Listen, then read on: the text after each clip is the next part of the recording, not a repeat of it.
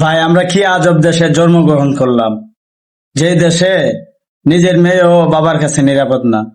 আপন মেয়ে হয়ে বাবার নামে ধর্ষণের অভিযোগ করলেন।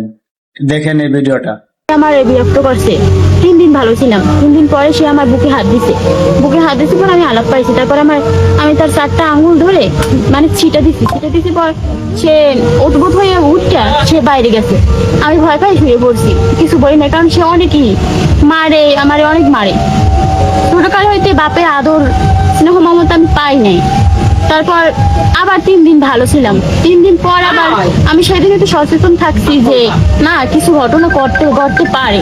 তারপর আমি বুকে হাত দিয়ে তারপর ঘুমাইতাম।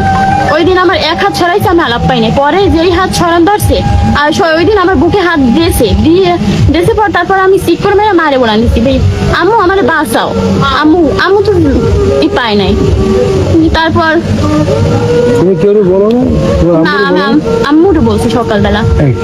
তারপর বলে আম্মু বলে কি কয় যে আম্মু, আমি কই আম্মু আমার এরকম ধরছে।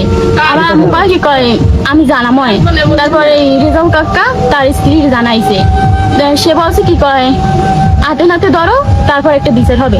তারপর আমরা মামারে জানাইছে পর রাজু কাকা সে তার কাছে বলছে পর যে হাতে নাতে ধরো, তারপর আমরা বিচার করব।